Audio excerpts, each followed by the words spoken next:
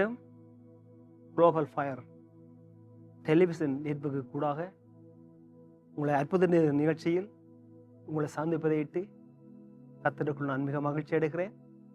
ஆண்டவராக இயேசு கிறிஸ்துவே உங்களை ஆசீர்வதிப்பார். இந்த செய்தியுடைய விரிவான செய்தியை மட்டுமல்லாதபடிக்கு அநேக தேவ தாசுகளுடைய ஆசீர்வாதமான தேவனுடைய வார்த்தைகளை குளோபல் ஃபயர் டெலிவிஷன் நெட்வொர்க்கினுடைய யூடியூப் நிகழ்ச்சி கூட நீங்கள் பார்த்து கர்த்தரை மகிமைப்படுத்தும்படிக்காக அன்போடு கூட வேண்டிக் கொள்ளும். இந்த நாளிலும் கூட நாம் ஆராதிக்கிற ஆண்டவராக இயேசு கிறிஸ்து இந்த உலகத்துல உலாவின நாட்களில் அவர் எங்கும் நன்மை செய்கிறாவே சுற்றி தெரிந்தார்னு சொல்லி என்னுடைய வார்த்தையில வாசிக்கிறோம். அப்படிப்பட்ட நாட்கள்ல திரளான ஜனங்கள் கண்ணீரோடு கூட வேதனையோடு கூட அழகியோடு கூட அவரை தேடி வந்தபோது அவருடைய கண்ணீரை பார்த்து அவருடைய அழுகை பிரிவுகளை பார்த்து கண்ணீரை கண்டு அவருடைய வாழ்க்கையில அற்புதம் செய்து அவர்களை மகள பண்ணினார் என்று சொல்லி தேவனுடைய வார்த்தையில் நாங்கள் வாசிக்கிறோம். பிரியமானவர்களே, ஆண்டவராகிய இயேசு கிறிஸ்து அவர் நம்முடைய கண்ணீரை காண்கிறவர். மத்தியான வழியிலும் கூட விவாதி சொல்லுதான் ஒரு வார்த்தை, நான் உன் கண்ணீரை கண்டேன். ஏசாயா தீர்க்கதரிசி புத்தகம் 38வது அதிகாரம் 5வது வசனத்துல எசேக்கியா குறித்து வேதப்படியா வாசிக்கிறோம். சொல்லப்பட்டது ஆண்டவருடைய வார்த்தை. தேவனாகிய கர்த்தர் சொல்லுகிறது என்னவென்றால், உன் விண்ணப்பத்தை கேட்டேன், உன் கண்ணீரை கண்டேன், இதோ இந்நாட்களோட 15 வருஷம் கூட்டுவேன் என்று சொல்லி ஏசாயா தீர்க்கதரிசி கூடாக எசேக்கியா சொல்லப்பட்ட வார்த்தை இந்த இடத்துல வாசிக்கிறோம். எசேக்கியா வியாதிப்பட்ட போது,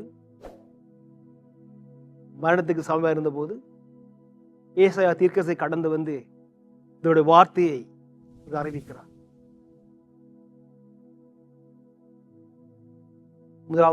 ஏசாயா 38வது வசனத்தை பார்க்கிறான் வேளையில, அந்நாட்களில் எசேக்கியா வியாதிப்பட்டு மரணத்துக்கு ஏதுவாயிருந்தான். அப்பொழுது ஆமோத்தின் குமாரனாக ஏசாயா என்னும் தீர்க்கதரிசி அவனிடத்துல வந்து அவனை நோக்கி, நீர் மது வீட்டு காரியத்தை ஒழுங்குபடுத்தும், நீர் பிழைக்க மாட்டீர், மரித்து போவீர் என்று கர்த்தர் சொல்லுகிறார் என்று சொல்லி சொன்னதான வேளையில வார்த்தையை கேட்ட போது வேதம் சொல்லுகிறது, அப்பொழுது எசேக்கியா தன் முகத்தை சுவர்பூர்வமாக திருப்பிக் கொண்டு கர்த்தரை நோக்கி, கர்த்தாவே, நான் உமக்கு முன்பாக உண்மையும் மன உத்தவமாய் நடந்து உமது பார்வைக்கு நலமானதை செய்தேன் என்பதை நினைத்தள்ளும் சொல்லி விண்ணப்பம் பண்ணி எசேக்கியா மிகவும் அழுதான் என்று வேதம் சொல்லுது.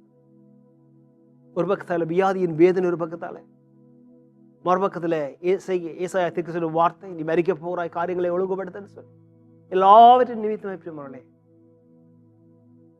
சொர்பகமாக திரும்பி வேதம் சொல்லுகிறது, பரலோகத்தின் தேவனை நோக்கி மிகவும் அழுதான். அப்பொழுதுதான் அவன் இந்த கண்ணீரை கண்டான். மீண்டுமாய் எசேக்கியா தீர்க்கதரிசி சொல்லி அனுப்புகிறார். அப்பொழுது ஏசாயா உண்டான கர்த்தருடைய வார்த்தையானது, நீ போய் எசேக்கியாவை நோக்கி, உன் தகப்பனாகிய தாவீதின் தேவனாகிய கர்த்தர் சொல்லுவது என்னவென்றால், உன் விண்ணப்பத்தை கேட்டேன், உன் கண்ணீரை கண்டேன், இதோ இந்நாட்களோட 15 வருஷங்களை கூட்டுவேன் என்று சொல்லி ஆண்டவர் அந்த இடத்துல சொன்ன வார்த்தையை பார்க்கும். எசேக்கியா சொன்ன வார்த்தை, உன் கண்ணீரை கண்டேன். ஆம்பிரியமானவர்களே, இன்றைக்கும் இந்த மத்தியான வேளையில இது யாராக இருந்தாலும் சரி, இந்த தேசத்துல இந்த மூலையில இருந்தாலும் சரி, நம்மை பார்த்து ஆண்டவர் சொல்லுற வார்த்தை, நான் உன் கண்ணீரை கண்டேன். மத்தியான வேளையில இதன் நிமித்தமாய் கண்ணீர் வடித்துக் கொண்டிருக்கிறீங்க. ஒருவேளை சரீரத்தில் காணப்படுற வியாதியின் வேதனையாக இருக்கலாம், குடும்ப சூழ்நிலையாக இருக்கலாம், கடன் பிரச்சனையாக இருக்கலாம், பிள்ளைகளை குறித்த காரியங்களாக இருக்கலாம், கணவனை குறித்து, மனைவி என்ன காரியத்தை குறித்து நீங்கள் கண்ணு வடித்துக் கொண்டிருந்தாலும், இதில் யாராக இருந்தாலும் ஆண்டவர் நம்மை பார்த்து சொல்லுற வார்த்தை, உங்களை பார்த்து சொல்லுற வார்த்தை, நான் உன் கண்ணீரை கண்டேன். ஆபிரமா அவர் நம்முடைய கண்ணீரை காண்கிறவர். நம்முடைய கண்ணீரை காண்கிறவர் அல்ல, காண்கிறவர் மாத்திரம் எல்லாருமே சகோதர சூரிய நம்ம கண்ணீருக்கு பின்னால, நம்ம அழுகைக்கு பின்னாலே நம்மளை கண்ணீர் வடிக்கிற காரியம் எதுவாக இருந்தாலும் எல்லாவற்றையும் நம்முடைய வாழ்க்கையோடு அப்புறப்படுத்தி கண்ணீரை களிப்பாக மாற்றுகிறோம். இசைக்கு அழுத போது விண்ணப்பத்தை கேட்டு கண்ணீரை கண்டு வியாதிப்படியை மாற்றினோம்.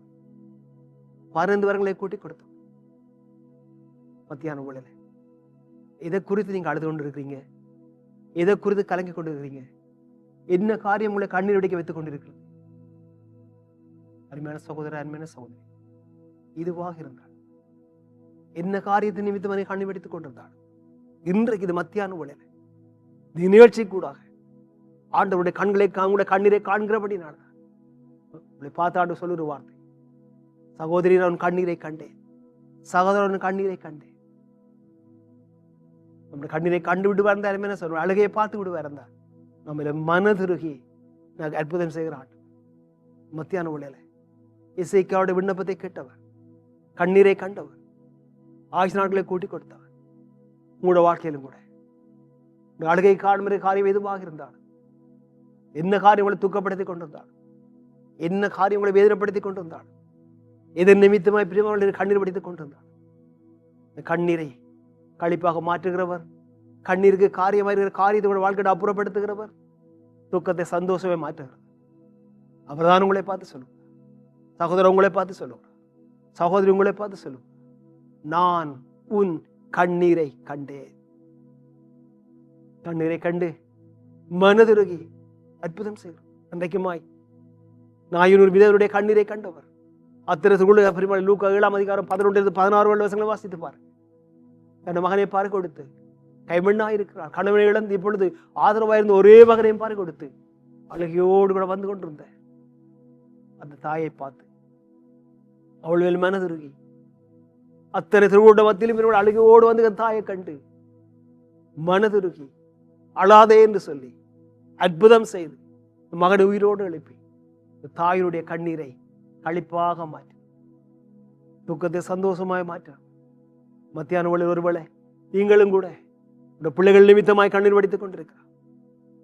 இப்படிப்பட்டதான அடிமைத்தரத்தில் இருந்து கொண்டிருக்கிறார்களே, போதவசத்துக்கு அடிமையாகி வாழ்க்கை அழித்துக் கொண்டிருக்கிறேன்னு சொல்லி ஒருவேளை உடைய பிள்ளைகளுக்காக நீங்க கண்ணீர் வடித்துக் கொண்டிருக்கலாம். இந்த வேளையிலும் கூட அருமையான சகோதரா, அருமையான சகோதரி, அப்படிப்பட்ட உங்களை பார்த்து தராண்டு சொல்லுகிறார், நான் கண்ணீரை கண்டேன். பிள்ளைகள் நிமித்தமாய் இங்க வடிக்கிற கண்ணீர் அதனை கண்டிருக்கிறேன்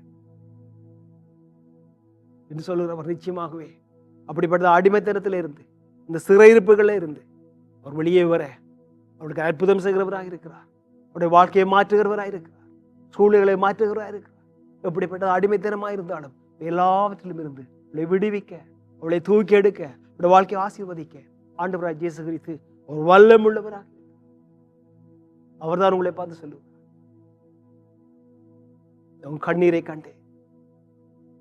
தாம்பிரியமானவனே, இந்த கண்ணீரை காண்கிறவர், இந்த கதறலை கேட்கிறவர்,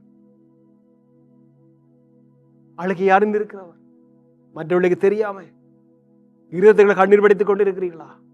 எல்லாவற்றையும் அறிகிற கர்த்தர் அவர்தான் உங்களை பார்த்து சொல்லுகிறார். சகோதரர் உங்களை பார்த்து சொல்லுகிறார், சகோதரி உங்களை பார்த்து சொல்லுகிறார், அவன் கண்ணீரை கண்டேன்.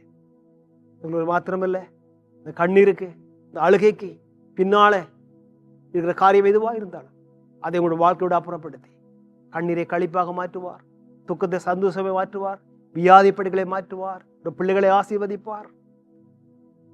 நம்ம மனதிருக்கிற கர்த்தர் நம்முடைய கண்ணீரெல்லாம் துருத்தியில வைத்து கணக்கில் வைத்து அற்புதம் செய்கிறவர், அதில் கொடுக்கிறவர். இந்த மத்தியான வேளையில பரலோக பிதாவே, வார்த்தை கேட்கிறவர்கள் யாரா இருந்தாலும், என்ன காரியத்தின் கண்ணீர் படித்துக் கொண்டிருந்தாலும், இந்த மத்தியான வேளையில அவர்கள் கண்ணீர்கள் துடைக்கப்படுவதா, அழுகைகள் ஆனந்த கழிவை மாற்றப்படுவதாக, துக்கங்கள் சந்தோஷமே மாறுவதாக, வியாதி வேதனை கண்ணீர்கள் நிந்தைகள் அவமானங்கள் புரட்டப்படுவதாக கர்த்தருடைய ஆசீர்வாதம் இயேசு கிறிஸ்துவின் நாமத்தில் ஒவ்வொருடைய வாழ்க்கையில் ஒவ்வொரு குடும்பத்திலும் இயேசுவின் நாமத்தில் கடந்து வருவதாக, பரிபூர்ணமான ஆசீர்வாதம் நன்மைகள் கிருபைகள் ஒவ்வொரு குடும்பத்தை சூழ்ந்து கொள்வதாக இந்த நாளிலுமாய் கண்ணீரை காண்கிற அப்படியே அற்புதம் செய்து மகிழ பண்ணுவீராக இயேசுவின் நாமத்தில். ஆமென்.